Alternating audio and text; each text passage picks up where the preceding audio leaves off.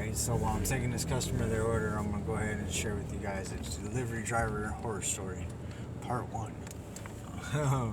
So, I was taking this lady her order, right? I think it was like Sonic Burger. Maybe it was Sonic Burger. It was something. Yeah, it was Sonic Burger, actually. And she had a Freezy or a Frosty, and then she had a burger and some other stuff. And so she had waited a long time for her food because she had said, "Oh, what took you so long?" And I didn't know that someone had canceled the order before me. So I said, "Oh no," I said, "it didn't seem that long to me." And she's like, walked up to me and she had the door. She slang the door open first off. She slang it open all fast, and I was like, "What the hell? What is this lady on?" So she came storming out, and some dude, he's laying on the bed half naked, like he's king of the castle or something. I'm like, man, this is gonna be a problem. So she walks up to me. She's like, "What took you so long?" Like, yeah, I didn't think it took that long. She's like, "Well, it did. I've been waiting this long and that long," and I started going off, and I started backing up and looking at her like she looked like she's about to smack me or something. So I'm like, "What the fuck is this lady on?" And the dude's like, yeah, in the background, stuff from the bed, half naked. I'm like, oh man, these motherfuckers are on one or something. This was in South Carolina. So, and then I was like, you know what? And I said, "So what's up?" And she's like, "So what's up?" And she walked up to me and she's like, "What is this? I don't want this shit." And she went to go smack the shake out of my hand. And I said, "Yeah, that's what's not gonna happen." And I backed up and pulled the shake from her, and she's like, "I don't want that." And she's like, "It's half melted." I was like, "That's not my problem." I said, "You need to contact Grubhub, or you need to contact delivery service on that." I said, "What you ain't gonna do is smack shit out of my hand." And I said, "You need to get up out of my face." And she started getting up in my face again. So I said, "All right, I told you get out of my face. You don't want to listen?" I said, "I got me dinner. Thank you." Turned around and walked away. She's like, wait, I want the rest of that. I just didn't want the shake." And I'm like, "I don't give a damn what you want, homegirl." I said, "You should watch who you're trying to smack shit out of people's hands. I ain't the one." I jumped in my car. So I called fucking delivery service afterwards, and I'm like, "Yeah, so the customer's house that you just sent me to, she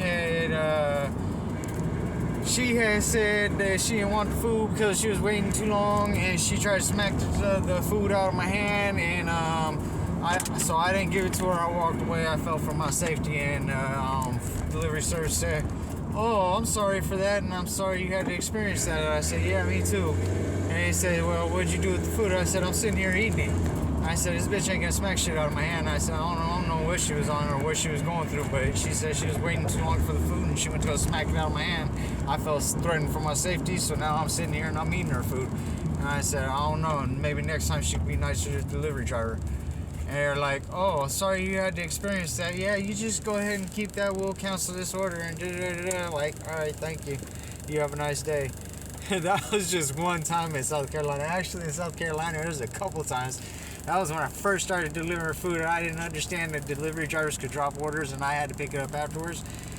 So there's a couple times in South Carolina that there was bad orders, and that I had to deal with the consequences of the actions of another driver, or maybe even my own actions. But so one time I showed up to a lady's house to drop off her food, and this guy, I seen these two guys scoping me out and stuff, and then I just ignored them and pretend like I didn't see him.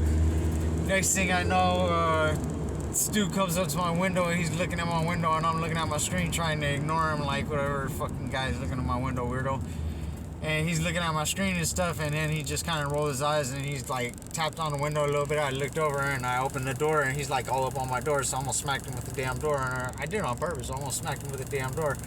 I'm like, "Man, watch out, bro." And he's like, "Oh man, you almost got blasted." I'm like, "I almost got blasted? What the fuck you talking about?" He's like, "I almost blasted on you. I thought you were someone else. You don't know what's going on in this neighborhood right now." I said, "I don't really give a fuck what's going on in this neighborhood right now, dog." I said, "You're gonna shoot a delivery driver for delivering food?" I said, "That's what you're doing today?" I said, "That sounds fucking productive, homeboy." And I walked past him and walked up to the house and dropped off the food, and then I walked back, got in my car, went back and called delivery service and told them, "Hey, I dropped off the customer's order, but their neighbor said I almost got shot, so I don't know. You might want to check, make sure that person got their food or whatever." I don't know what they were going through. Delivery service said, "I'm sorry you went through that." And they said, "Okay, we'll call the customer and let them know that something happened and they need to check on their food." I'm like, "Okay, cool." That was another time, and that was in South Carolina too. Okay, and then another time in South Carolina. So I had to deliver food to this security guard, right? Security guard is standing in the middle of like this roundabout, and that wasn't even the address that he had given. The address that he had given was at the beginning of the roundabout, but it was where he was at the end of the roundabout, and it was like a dead end and a roundabout. I said, oh man, this is dark as hell over here. So I kept my lights on, I kept my car running and stuff, and got out the car. And as soon as I got out the car, he started walking up to me. And I was like, what the hell? This fool just walked out of nowhere and started walking up to me, and he had a security outfit on and stuff. I was like, what's up? And he's like, hey, is that for so-and-so? Like, yeah, it is. And he's like, oh, okay. And then he started talking to me and stuff. And I was like, oh, yeah. And then he started, like, waving his hands around and stuff, like, towards my car and stuff. Like, what the hell is this fool doing? He's signaling somebody. So I went to go turn around. And he's, like, trying to get my attention back to look at him. So I look back at him. And as soon as I look back at him, I hear my dogs go, arr, arr, like someone was trying to get in the car. I turn around real quick, and someone goes back into the bushes. I seen, like, a shadow of somebody going back into the bushes. He's like, oh shit, you got dogs in there? And like, yeah, I got dogs in there. And he's like, oh, he's like, this is for protection, huh?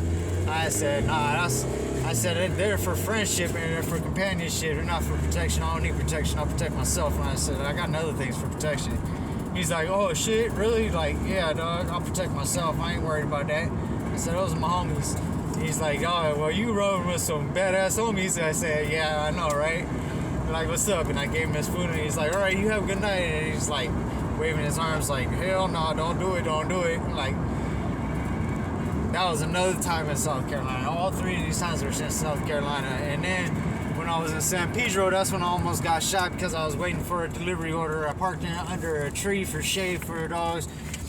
I'm sitting there waiting for the delivery order, and that's when the dude came up on me. He's talking about he's gonna shoot me for waiting under his shaded tree because that's his shaded tree. Some homeless dude, he's like, yeah, this is my shaded tree. This is my neighborhood. I own this whole neighborhood because I never left this neighborhood, and I'm ridiculous, and I got a gun, and I know how to use it, and I'll shoot you, and blah, blah, blah. And that was in San Pedro. This motherfucker cruised up on me because I skidded off. This motherfucker cruised up on me right next to me and then pulled a gun on me and pointed it at me, and then I skidded off. And when I skidded off, I looked over to my left, and there's some children right there. The motherfucker was going to shoot some children. He was going to shoot me, but he was going to shoot some children too. So I think the children called the police because I seen the police all over the place, and I was like, fuck this, I ain't going back over there. I'm like, yeah, I'm getting the fuck up out of here before these police mess with me, because California police love me. Like, I'm getting the hell up out of here, so I left California after that. But yeah, that's some horror stories of delivery drivers for you. Delivery driver horror stories for you. It's dangerous out here for a delivery driver.